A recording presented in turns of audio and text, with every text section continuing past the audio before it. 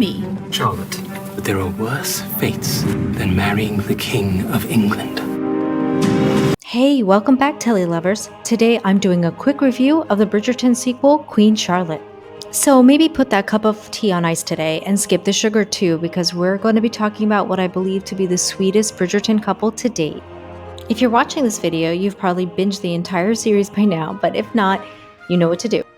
There was a lot to love about this prequel, but here are my favorite aspects. I really appreciated how this season was more about the imperfect side of love.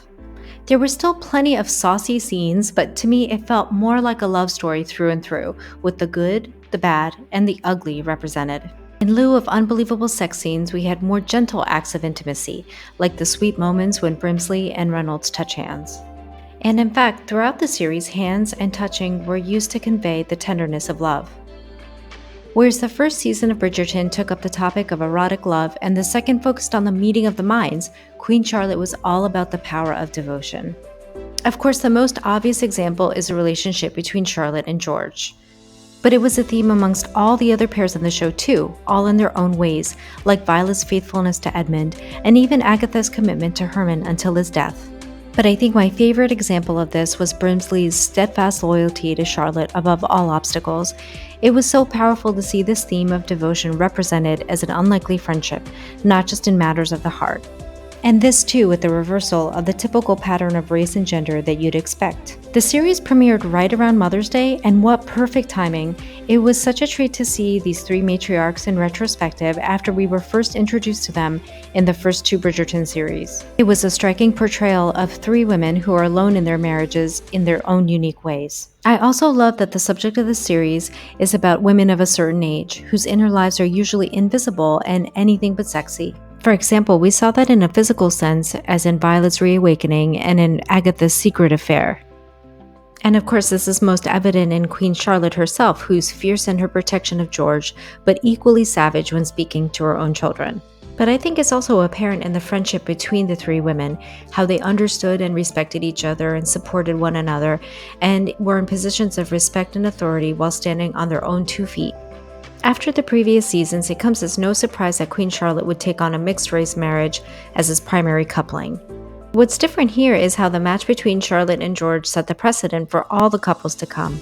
And I also love that it wasn't just about race. With the topic of mental illness, it introduced a different dimension about how a polite coexistence can evolve into a meaningful blending, even if it comes with a struggle.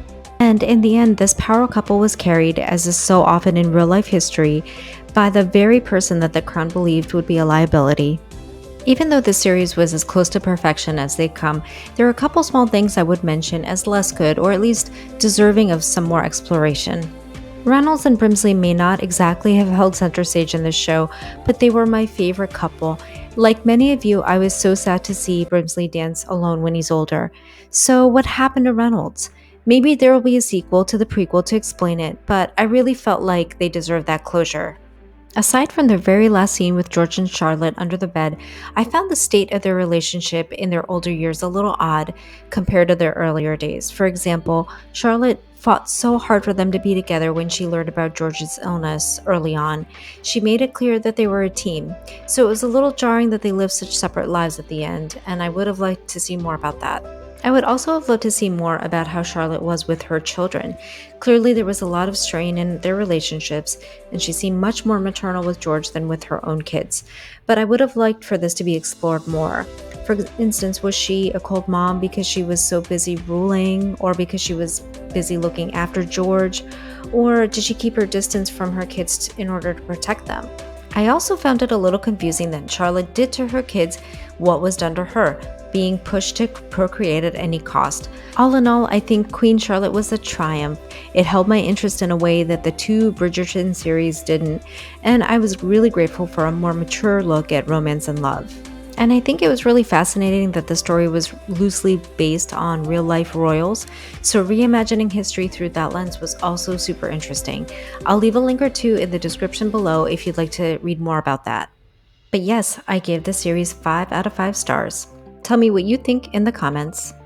Finally, a huge thanks to all my recent subscribers, and cheers to each and every one of you all for being here.